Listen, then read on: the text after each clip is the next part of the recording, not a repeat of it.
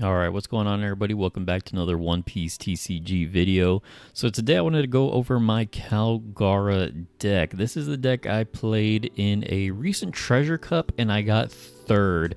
Just barely missed out on that pudding card with Kalgara here, and I really like this leader. I think he's pretty fun to play. He's pretty easy to play, and it's a very cheap deck to build. So if you're just getting into One Piece TCG, I think this is a pretty good deck to start off with. There are some other options too, such as like Reiju, Usopp, maybe Doflamingo as well. There's some pretty cheap decks, but I think at the time of recording this video, you can buy this entire deck for pretty much like $20, maybe even less than $20. So it's super cheap, super affordable. And even if you want to like bling it out like with the alt arts and stuff, the alt arts are super cheap as well. So I want to go over my deck list for EB02 format. Now, one thing I want to mention right off the bat is my deck does not run any of the EB02 cards. So let's talk about that real quick. I actually have a couple of them here. There's some cards that we can run in Kalgara, right? So we got a couple here. So we have this Enel, and then we have the Sanji, and then we also have the music searcher event, which I don't have on me at the moment, but I could probably throw it on the screen for you here. So these are the three cards that I would probably consider putting in the deck: of the Enel, Sanji, and then the music event within Kalgara. So let me talk about the Sanji first, actually. So the Sanji, 5 costs, 6,000 power, 1k counter, blocker. On play, if you have 2 or less life cards, draw 2, trash 1 card, and it's an East Blue Straw Hat Crew type. So I do like this card, but I don't know if I would fit it in here just because it's not a Sky Island type card, right? So we have a lot of cards in Kalgara that can search up Sky Island or Shandorian warrior type cards, but Sanji is neither of those. So we're probably just going to bottom deck this card a lot unless we draw into it naturally or get it from our life. So I think there is a consideration to play Sanji in here, but that's really the reason I didn't throw him in my deck, because he is not searchable. And now we have the Enel. So this is a card I have gone back and forth on a lot. So let me read the card first. It's a 10 cost card, 11,000 power. If your leader has a Sky Island type, this character gains a rush, which Kalgara is a Sky Island type leader. And he has a when attacking effect. You may trash 1 card from your hand. If you have 1 or less life cards, add up to 1 card from the top of your deck to the top of your life cards. Then this character gains plus 1,000 power during this turn. So that is a bit of a mouthful, but essentially what this card is, it's a 10 cost, 12,000 power rusher that can heal you when attacking. So this is a very powerful card, but it's meant more for Enel deck, since Enel plays a lot more slower, and then it likes to heal a lot, where Kalgara is a very fast, aggressive deck, right? You're cheating out characters with your leader ability, and you're also taking life. So there are going to be games where you might not even reach the 10 dawn turn. You might just either win or lose the game by the time you reach your 10 dawn turn. So you might not even play this card. But I've gone back and forth. I'm like, on one hand, Kalgara wants to be very aggressive, right? So we don't really care about like big boss monsters like this. But then on the other hand, like, I didn't play this in my deck in the Treasure Cup, but after playing through the Treasure Cup, I think maybe I do want to add 1 or 2 copies of this card in the deck, because before, Kalgara didn't really have a boss monster. Like, our biggest card is the 6 cost vanilla Kalgara with 8,000 power, right? So let me bring this guy out real quick. So this is really like our strongest card in the deck prior to this Enel coming out, right? And 6 cost, I mean, it's not that hard for decks to remove it. There's a lot of decks that have power reduction, cost reduction, things like that can get rid of this guy. So yeah, Kalgara likes to play a lot of small to like medium-sized bodies on the board, go wide and rush our opponent down. But we didn't have a boss monster before, but with this Enel, it is a really good boss monster, right? 11k power, 12k on attack with rush, and it can heal you when attacking. So that is really good. So all in all, I think it is going to be worth to run like 1 or 2 copies of Enel in this deck just to have sort of like a backup plan, right? And being able to heal can come in clutch as well sometimes. So yeah, I think I would add 1 to 2 copies of this guy in the deck. I probably wouldn't go more than 2 because yeah, we're probably not getting to 10 Dawn very often with this deck, and he doesn't have counter as well, so he can be a brick in hand. So if I do make an updated deck list, maybe I'll make an updated video for you guys. And then the other card is the music event. I tried the music event, but I don't really like that it doesn't have counter, right? It's not a body on board such as like Shura, where it's a body on board and it has counter. But the good thing about the music event is that we do have a way to search up this Nolan card, right? Because before, there's no way to search this guy. He's a Jaya and a botanist type of card, and there's no way to search him, but you can search him with the music event, which is really good. If you don't know what this guy does, he's a 5-cost character, 6,000 power, 1k counter on play. If your leader has the Shandian warrior type, and if you have a Kalgara character, add up to 1 card from the top of your deck to the top of your life cards. So essentially with this guy, we're healing a life as long as we have that 6-cost Kalgara on the board, right? So pretty much our best play with this deck is like going second on our 6th Dawn turn. We attach 1 Dawn to our leader, we cheat out this Kalgara, and then we play out the Nolan to heal 1, right? So that is a reason to run the music event, to search for the Nolan, but I don't know, it just kind of felt like awkward. I don't know. I might have to experiment with it a little bit more. Like maybe you can add like 1 or 2 of the music events and not necessarily go all in on like 4 copies of the music events. But yeah, that's the reason I didn't have it. And plus, I actually don't have any physical copies on me at the moment. I ordered some online, so waiting for those to come into the mail. But yeah, I just wanted to talk about the EB02 cards real quick because I know people are going to ask about those. So yeah, the Sanji, I probably wouldn't add it. That's just me personally. The music event is like a maybe, and the Enel, I think I do want to add 1 to 2 of these guys in the deck. So that's it. I just wanted to talk about the EB02 cards before going over the rest of the deck. And let me read Kalgara's leader effect. If you don't know what he does, so he's a 5 life, 5,000 power yellow leader.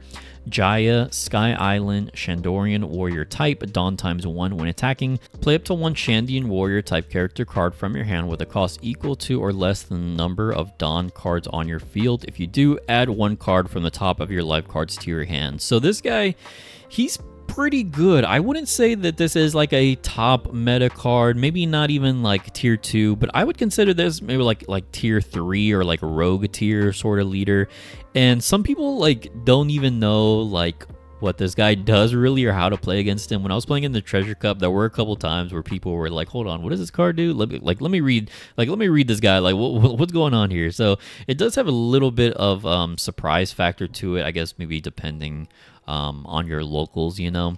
But yeah, I really like this guy. He's aggressive, he takes life, so you're drawing cards in hand. He also plays a lot of counter events as well, so this is just a really fun leader to play. So let's go ahead, let's go over the deck list. So the first card I actually want to talk about is Upper Yard. This is the stage card because a lot of cards in the deck revolve around this stage. This is really kind of the card that like brings it all together, right? So it's a 1-cost stage, Sky Island. On play, look at 5 cards from the top of your deck, reveal up to 1 Sky Island type card, add it to your hand, then place the rest at the bottom of your deck in any order. So essentially all it is just a top 5 searcher, and it's a stage, but we have a lot of cards that can interact with this stage that we will see later on in the deck. All right, and then next up we have 4 copies of Shura. So this deck is pretty consistent because it runs a lot of searchers. So this is a 2-cost character, 2,000 power, 1k counter, Sky Island Vassals type card. On play, look at 5 cards from the top of your deck, reveal up to 1 Sky Island type card other than Shura and add it to your hand, then place the rest at the bottom of your deck in any order.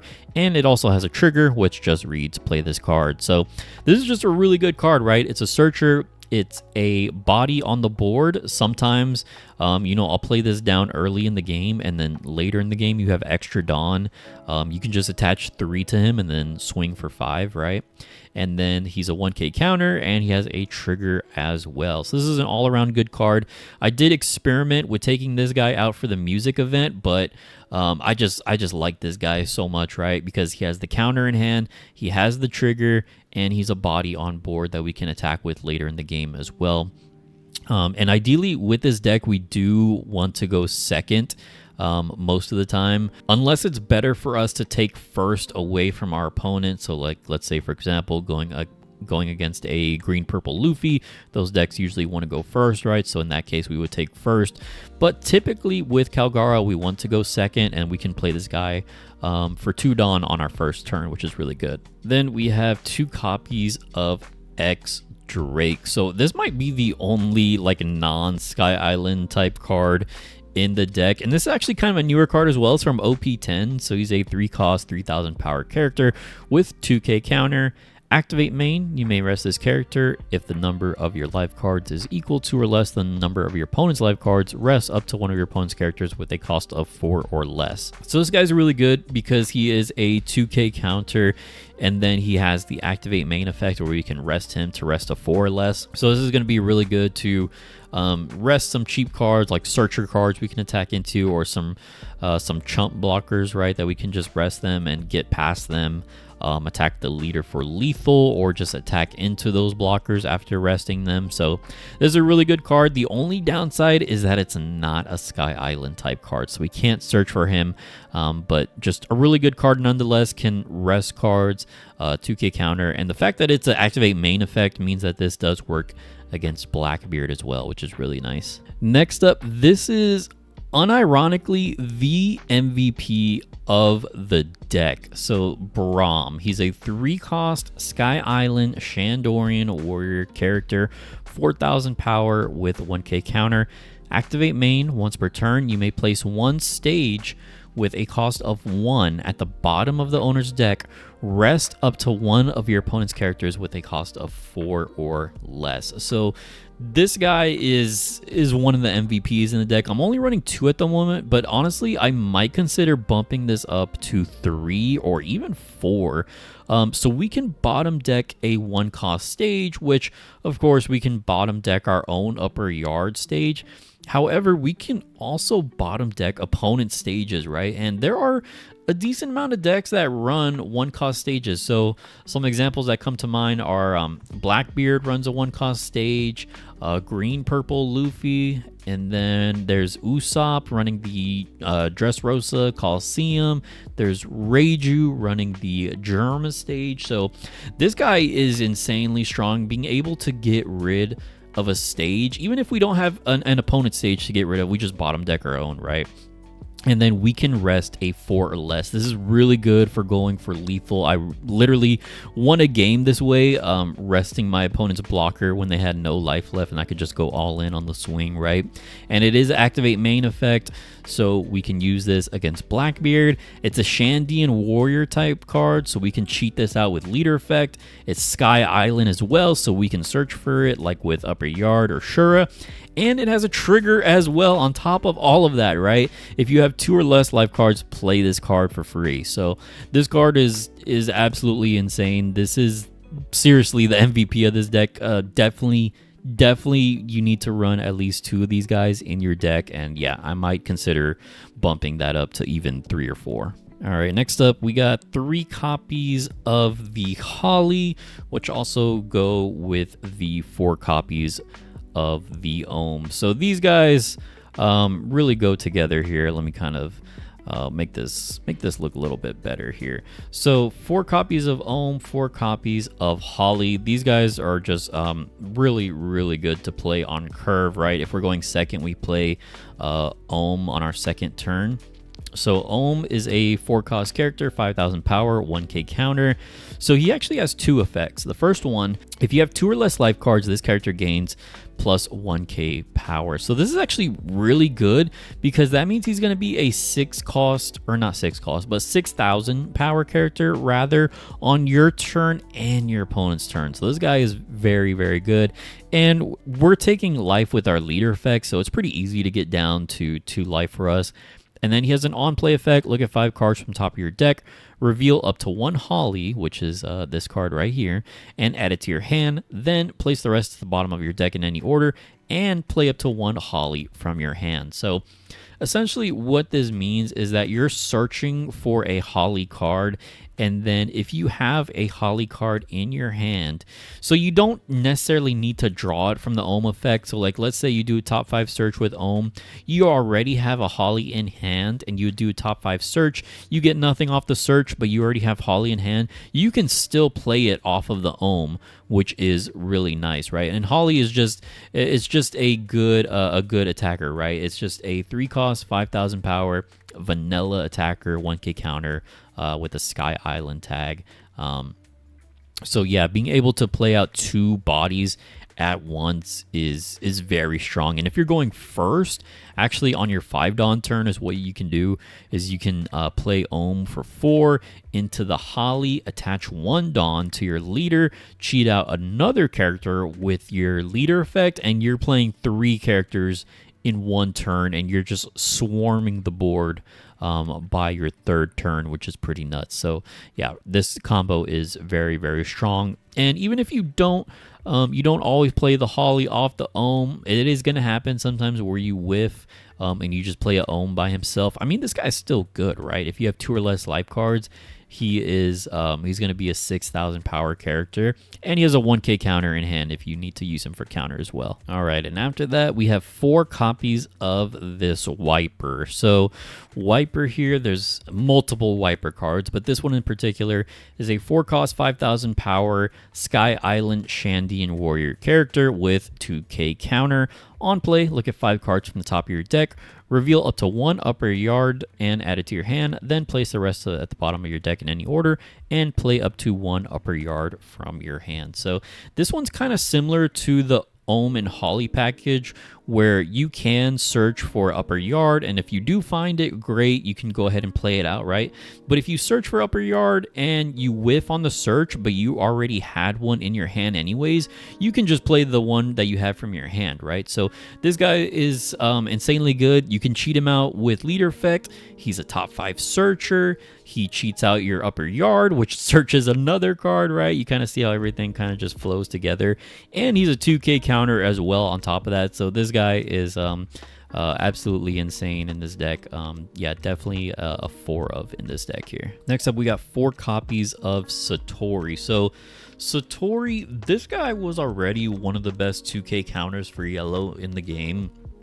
Honestly, I feel like almost every yellow deck runs this card, but the fact that this is actually a Sky Island type card means that this card is even better in our deck because we can search for it. So all it is it's a 2k counter, 5-cost character, 5,000 power. With the trigger, you can trash 1 card from your hand and play this card. So that's it. It's just a 2k counter, Sky Island type card. We could search for it, and then if we trigger it off of life, we can trash a card to play it onto the board, which is really, really good. So just an all-around great card in this deck. If I could run like 8 of these guys, I definitely would. This card is just so good. Okay, now here we get to one of the cards that I'm a little bit iffy in the deck. I really like this card on paper, but the fact that it's not a Sky Island type card means that we can't search for this card, and this is Katakuri here. So I like this card, but literally in my Treasure Cup games, I bottom deck this guy every single game, so I never got to play him. So Katakuri, this is from the new Katakuri starter deck, ST20. He's a 5-cost, 6,000 power character, 1k counter with blocker. Activate main. Once per turn, you may turn 1 card from top of your life cards face up. Give up to 1 Rested Dawn card to your leader or one of your characters. So on paper, this guy's really good. You're essentially getting a free Dawn that you can use attached to your leader, since our leader does require 1 Dawn to activate the when attacking effect. And flipping up a life card can give you some extra information as well, right? And it is a blocker, so all around, this is a great card. But the fact that it's not Sky Island just kind of turns it off for me. Like I said, I literally just bottom deck this card in all of my games in the Treasure Cup game. So you need to draw into this guy naturally, or you need to get him off of your life. And when you do put him on the board, it does feel great. But yeah, I don't know. I might cut this guy. I don't know, or maybe you want to add in more copies of him so you can see him more often.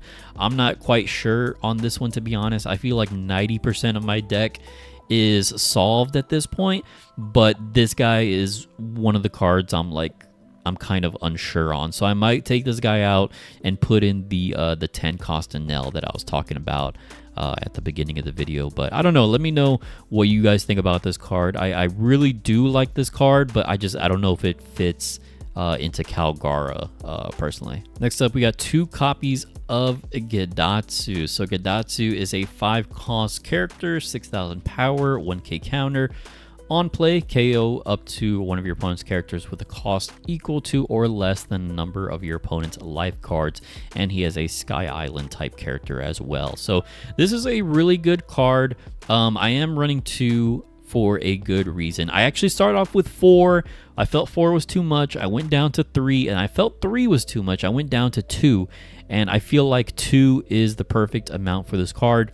The reason is this card is really good in early to mid game, but as you know, the game goes on later on in the game, this card isn't as good. So it's going to KO up to one of your opponent's characters with a cost equal or less than the number of their life cards. So if you're going up against a 5 cost leader and you don't do any damage early on in the game, they're just countering out, you can actually kind of punish them with the Gedatsu, right, by KOing a 5 cost or less. And I just messed up the camera here. So yeah, if you're going up against a 5 life leader and they're countering very early on in the game, yeah, KOing a 5 cost character is very, very powerful, since that's sort of like the threshold for a lot of powerful cards in the meta right now, right?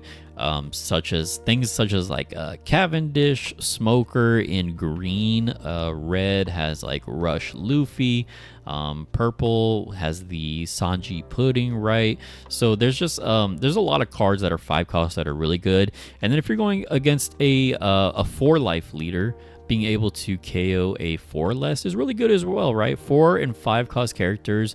There are a ton of good 4 and 5 cost characters in the meta right now. So yeah, just a really good card. He is a 6,000 power attacker as well, 1k counter, Sky Island card. So yeah, really good card. I feel like 2 is the perfect amount for this guy, since we do want to see this guy like early to mid game, but in late game, he's not that good. So 2 is a good amount. Next up, we have 3 copies of this Wiper. So this is another Wiper card, 5 cost, 7,000 power, no counter. He's a Sky Island Shandian Warrior type character. On play, you may place 1 stage with the cost of 1 at the bottom of the owner's deck. This could be your stage upper yard again, or it could be your opponent's stage, right? And then look at top 5 cards from the top of your deck, reveal up to 1 upper yard or Shandian Warrior type card and add it to your hand. Then place the rest at the bottom of your deck in any order. So this guy's really good. He is a 7,000 power attacker. We can search for him. We can cheat him off of life. He can bottom deck a stage, and he is a searcher on his own as well. So this is a really good card overall. The reason I am running 3 instead of 4 is because he has no counter, and I don't want to get too bricked up with bricks in my hand, so that's why I'm running 3 instead of 4. I will tell you, I am not running the 0 cost event in this deck, so that's kind of the reason I don't want to get bricked up too much, right? A lot of my cards in the deck do have counter, except for a couple, and this is one of them. But if I was running the 0 cost event, I probably would consider upping this guy to 4.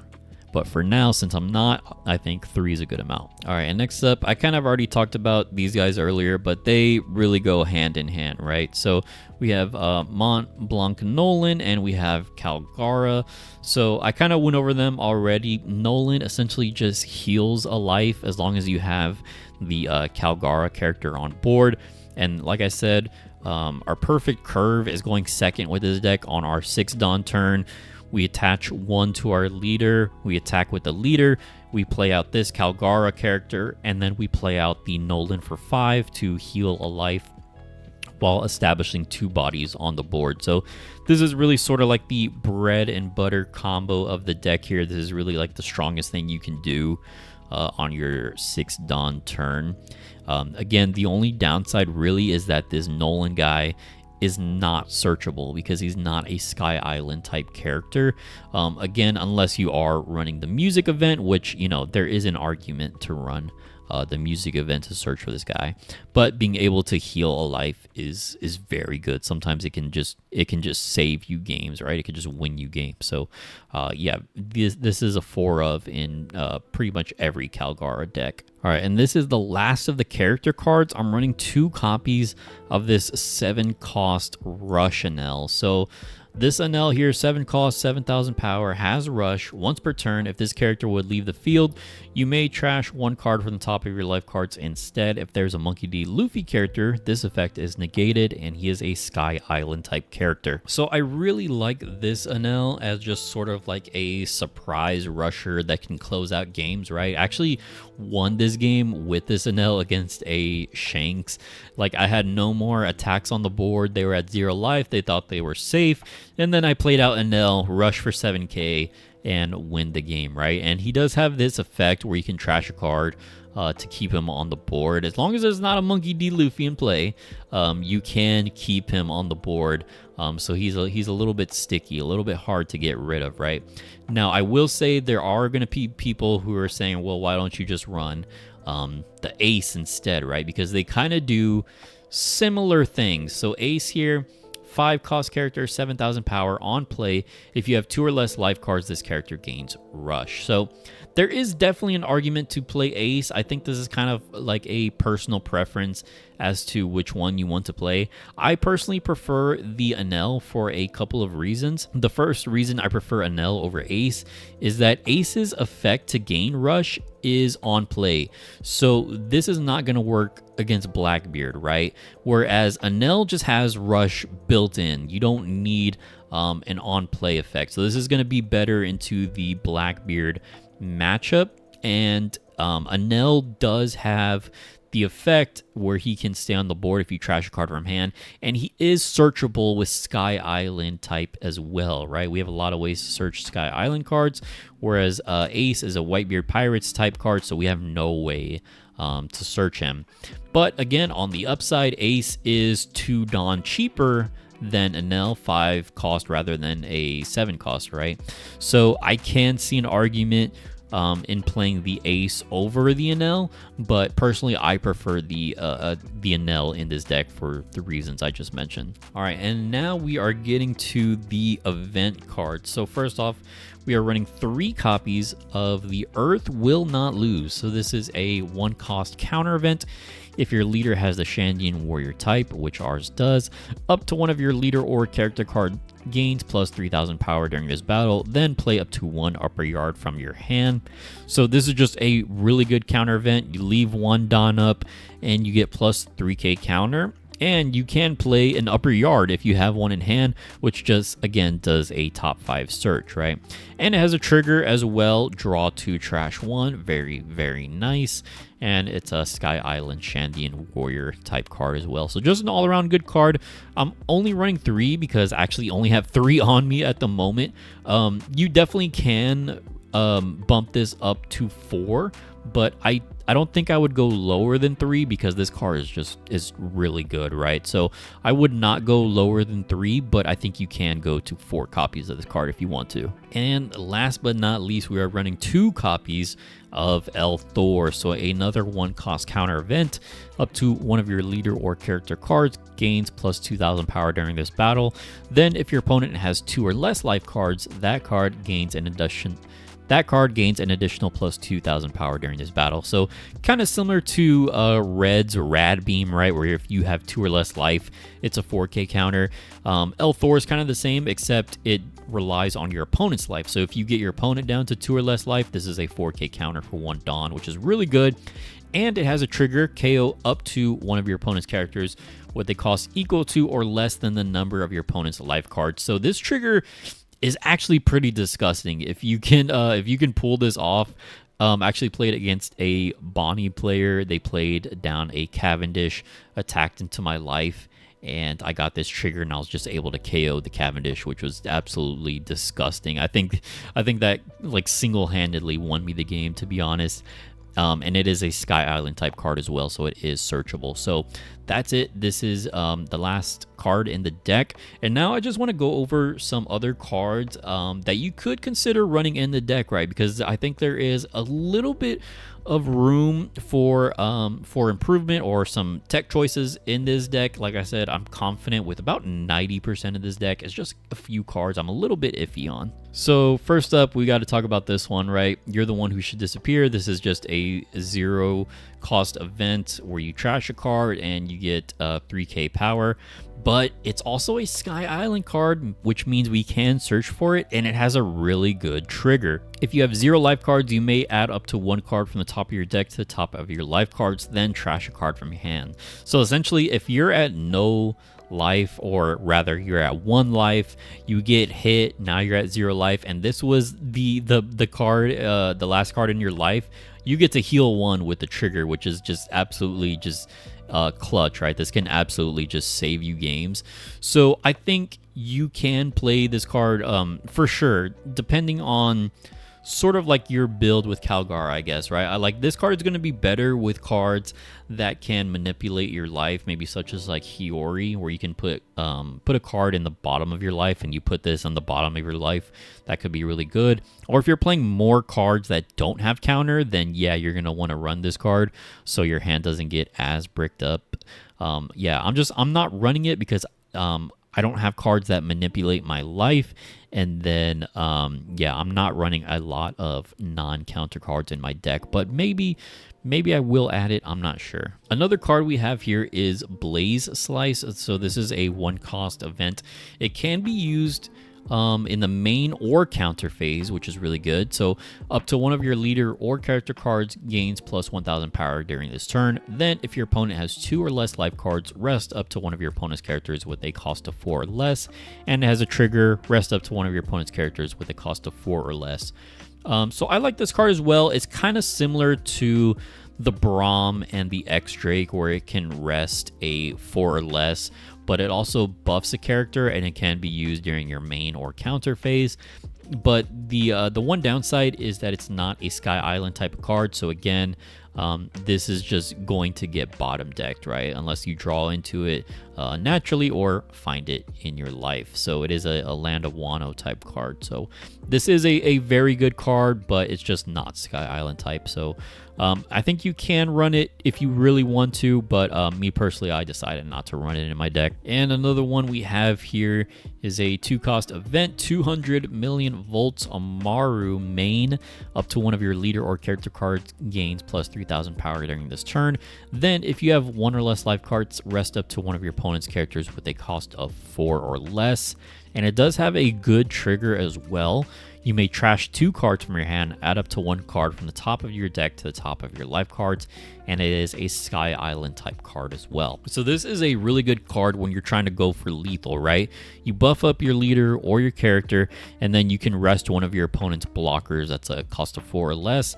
It has a good trigger, which can heal you as well. This guy, I might consider adding to my deck because this card is so good. I think this might be worth it just like as a one of, right? Like I think a one of this card is just fine. I think 1 or 2 copies maybe. I probably wouldn't add more than 2 in this deck, but I think just like as a one-of card, I think this can be really good. And then lastly, we just have a chump blocker, because I'm not running any blockers in my deck other than the Katakuri, which I am considering taking out.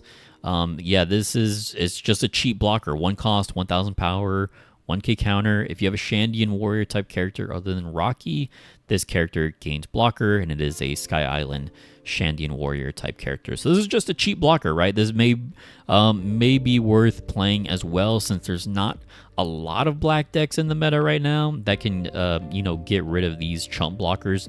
There is Blackbeard, and there is some Lucci players, but other than that, like, there's not a whole lot of like cheap removal cards, right? So then these chump blockers get some really good value. So this could be a consideration to add into the deck as well. Maybe not like a 4 of, but maybe like a 2 of could be good. Of this blocker, I think could be good. So yeah, that's a consideration as well. All right, and that is it for my Kalgara deck. Again, this is the deck list I used at my local Treasure Cup. Got 3rd place. I went 2-1. I lost the last round to a Marco player. The first 2 games I won were against Shanks and Bonnie. And yeah, I think it was about 20 people, so it was about a smaller Treasure Cup. But I think I'm going to bring this again to another Treasure Cup and maybe make a couple adjustments. Again, the Katakuri card is the one I'm like most iffy on. But let me know what you guys think. Let me know what you think about this deck list. Let me know your Kalgara list, if you're running anything different, if you had more success than I did. Let me know if you won your Treasure Cup with Kalgara. Shout out. I think this leader is really cool, really fun. It's going to get more support later on in OP12 as well, which is exciting. And I will leave a link down to the deck list down below in the description if you want to copy and paste this into the sim or to TCG player or whatever. You can do that, which is really cool. Let me know if you want to see like a gameplay video for Kalgara on the sim. That could be cool. Or let me know if there's any other leaders that you're interested in, or if you want me to make like an updated video if I edit my deck list later on. So yeah, let me know what you think. Thanks for watching. Appreciate you all, and I will see you in the next one. Later.